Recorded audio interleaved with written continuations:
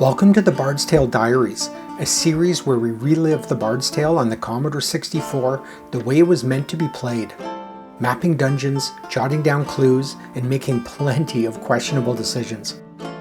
As I work my way towards defeating Mangar, I'll dip into the game's rich history and take time to appreciate the graphics, systems, and design choices that help make it such an iconic classic.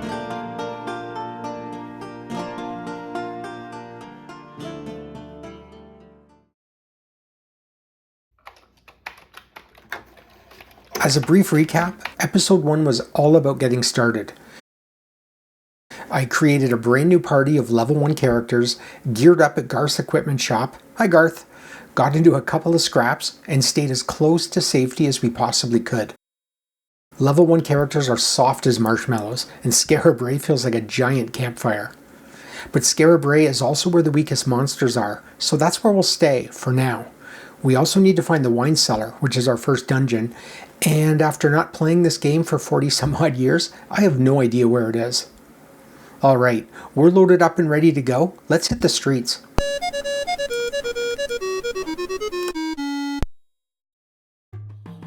Skara Brae is huge, and it's incredibly unsafe. It's hard to overstate just how innovative this was in 1985. Up until then, cities and role-playing games usually served one of two purposes. They were either menus for healing and buying equipment, like in Wizardry, or they were safe role-playing hubs, like in Ultima.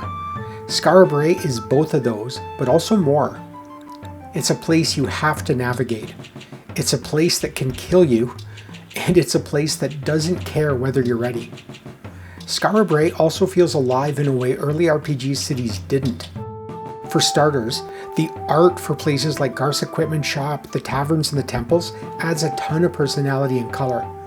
But more importantly, you actually have to learn the city to use it properly. What we used to do in our imaginations and on paper maps, we're now physically walking.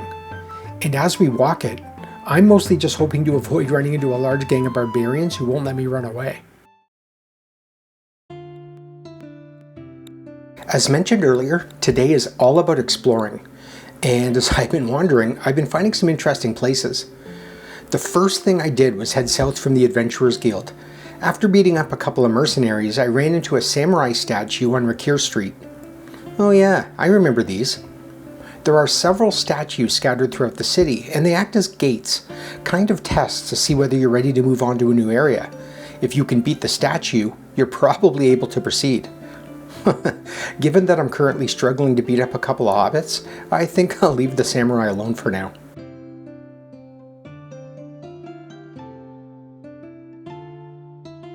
Another major point of interest is the Grand Plaza, or as I like to think of it, the Healing District. It's a square in the middle of the city surrounded by competing temples. Two call themselves the Great Gods, while one boldly goes by Greatest Gods. I mean, that makes the choice pretty easy, doesn't it? There's also the Temple of the Mad One, who inform me that only those who know the Mad One's name are welcome. That feels like a problem for future me. And, just a short stroll from the Grand Plaza, I stumbled into Roscoe's Energy Emporium. Roscoe! I haven't seen you in 40 years. You haven't aged a day. Roscoe's extremely useful later on for restoring magic points. For now, it's just good to know where he is. Skara Brae is also home to a whole variety of taverns and temples, exactly what you'd expect from a busy city like this. What I haven't found yet, though, is the Scarlet Bard, which is where our first dungeon is supposed to be.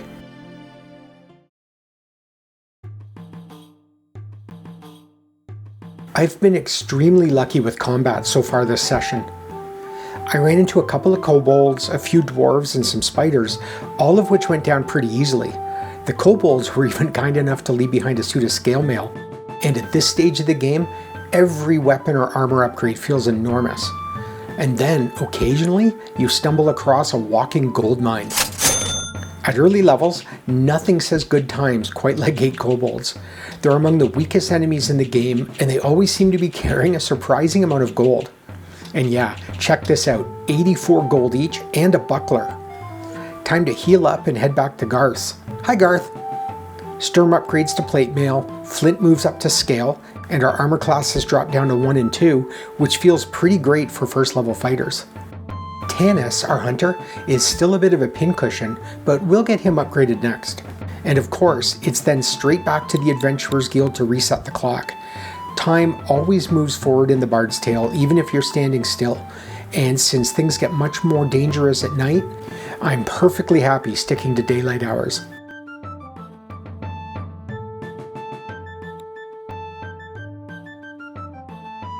Did I mention Skara Brae is dangerous? We beat up a couple of hobbits who were nice enough to leave behind a new tower shield. Unfortunately, it turned out to be a bit of a setup. Right after that, we got jumped by a group of 7 dwarves who wouldn't let me run. We survived a round before escaping, but Tanis was down to a single hit point. And then, just outside the temple, 2 more dwarves blocked our path. I liked my chances, I decided to fight. Really bad decision. Tanis was hit and Tanis was killed. So we finished off the dwarves and made it back to the Adventurers Guild. Resurrection is possible at the temple, but it costs hundreds of gold, which is far too expensive for a level 1 character. Oh Tanis, we hardly knew ye. But one man's death is another man's opportunity, and looking at my bench, Ulrich is ready to step in as a monk. And you thought he was just a drummer. Now I just have to create him.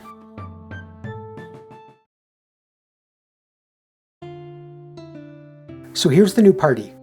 At higher levels, monks are absolutely deadly without armor or weapons, but at level 1, he needs all the help he can get. So that means a leather armor, a buckler, and perhaps the least monk-like weapon imaginable, a halberd.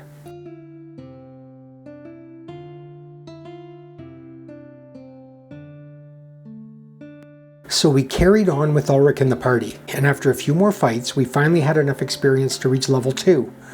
Everyone except Ulrich, he's still playing catch-up. Leveling up means a trip to the review board. As long as you've earned enough experience, they'll level you up, granting more hit points and a random stat increase. And the results were mixed. Both of my fighters gained intelligence, which is completely useless for them. Everyone else picked up dexterity, which is fine for Iolo, my bard, but not all that useful for the magic users. I would have loved an intelligence boost for them. But this is the Bard's Tale. You take what you get. Those extra hit points make a huge difference, and they gave me a lot more confidence to explore. I found more statues, a stone golem in the northwest, Kylerian's tower gate in the northeast, an ogre lord and a stone giant. I also discovered the Snowdin city gates and a never-ending street. A commenter on the episode 1 video mentioned that back in the day, he told a friend there was a casino at the end of the street with infinite money, and that if he just kept pushing on, he'd eventually find it. I love that. But here's the problem. I've now mapped almost the entire city, and I still haven't found the Scarlet Bard. I don't remember where it is, but I definitely don't remember it being this hard to find.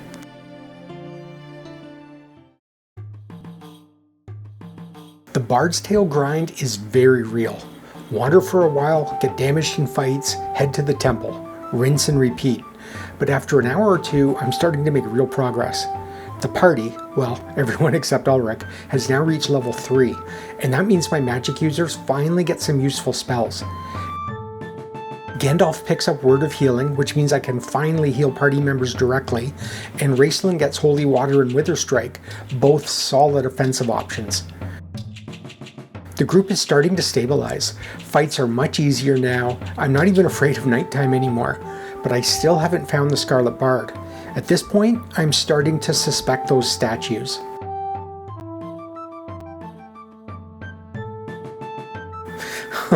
Well, don't I feel dumb. I healed up, reset the clock at the Adventurers Guild, steeled my nerves, and headed south to face the fearsome samurai. And I killed him easily. He didn't even get an attack in. Seriously, I could have taken this guy at first level. And sure enough, just past the statue is the Scarlet Bard. And look at that, there's wine on the menu, something you won't find anywhere else in town. This is our entrance to the wine cellar, the first dungeon in the game. I probably should have been here earlier. I definitely shouldn't have been afraid of the statue. But honestly, I think my time in Skara Brae has been worth it. I'll be heading into the dungeon with a stronger, more experienced party, and more importantly, it's completely reintroduced me to the game. and I'm loving it. Next time, it's off to the dungeons.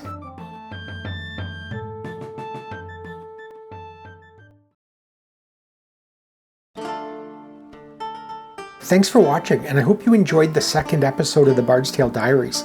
If you did, please consider leaving a like or subscribing.